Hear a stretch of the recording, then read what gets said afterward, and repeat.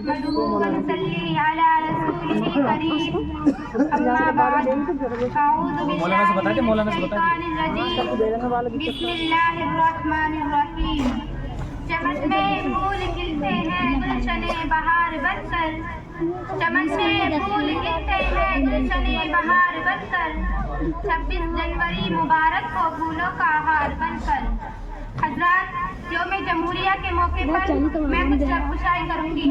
آج آپ کسی گلی میں کسی کوچے میں چلے جائیں کسی شہر میں کسی دیہات میں کسی گاؤں میں کسی قصبے میں ہر جگہ آپ کو یوم جمہوریہ کے نغمے سنائی دیں گے وہ جنہوں نے اس ملک کو آزاد کرانے کے لیے لڑائیاں لڑی وہ جنہوں نے اس ملک کو آزاد کرانے کے لیے خون بہائے وہ جنہوں نے اس ملک کو آزاد کرانے کے لیے اپنی بیویوں کو بیوہ اور بچوں کو یتیم کرائے وہ مسلمان ہیں اور خاص کر علماء اکرام میرے کہنے کا مطلب یہ نہیں ہے کہ اور برادران وطن نے اس ملک کو آزاد کرانے کے لیے اپنی قربانی نہیں دی جنگ آزادی نہیں لڑی بلکہ انہوں نے بھی قربانی دی اور جنگ آزادی لڑی لیکن علماء اکرام نے بے حد قربانیاں دی علماء اکرام نے اپنی جان کو جان نہیں سمجھا اپنے مال کو مال نہیں سمجھا اپنی اولاد کو اولاد نہیں سمجھی اپنی عزت کو عزت نہیں سمجھی اگر ضرورت پڑی مال کی تو مال لٹا کر اگر ضرورت پڑی عزت کی تو عزت لٹا کر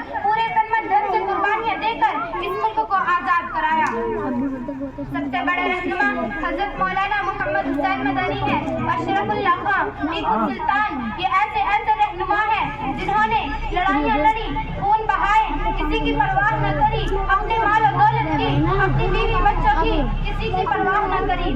حاضرین مجلس یہ آزادی ہمیں اتنی آسانی سے حاصل نہیں ہوئی یہ آزادی ہمیں اتنی آسانی سے نہیں ملی اس کے لیے تو نہ جانے کتنے علماء اکرام کو پھانسی کے پھندوں پر چڑھا دیا گیا نہ جانے کتنے ہندوستانیوں نے اپنے سروں کو کٹایا نہ جانے کتنے لوگوں کو اپنے مال و جائیداد سے ہاتھ دھونا پڑا جب جا کر یہ آزادی ہمیں ملی یہ آزادی ہمیں اتنی آسانی سے نہیں ملی انگریزوں نے علمبرداروں پر نہ جانے کیسے ظلم کیے ان کو جیل خانوں میں بند کر رکھا لیکن وہ شیر ہمت نہیں ہارے انہوں نے ہمت نہیں توڑی وہ پھر بھی آگے بڑھے اور لڑائیاں لڑی اور اس ملک کو آزاد کرانے کی مصیبتیں جھیلی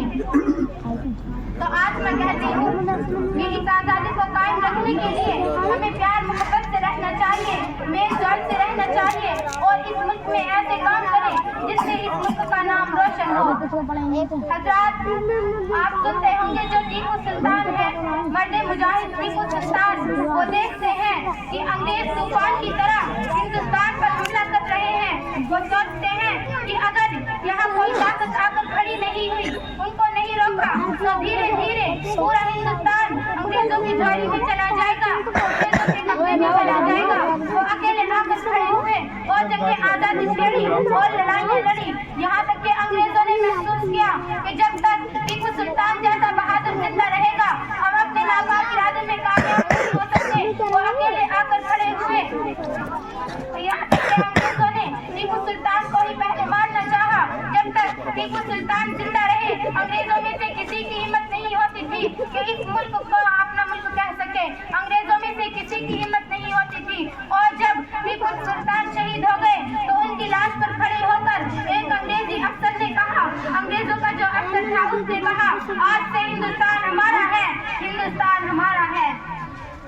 میرے دینی بھائیوں اور بزرگوں کتابوں کے اوراق پلٹ کر دیکھو جتنا خون پسینہ اس ملک کی آزادی کے لیے مسلمانوں کا بہایا اتنی قربانیاں مسلمانوں نے دی اتنی قربانی کسی نے نہیں دی اس ملک کے لیے لڑائیاں لڑی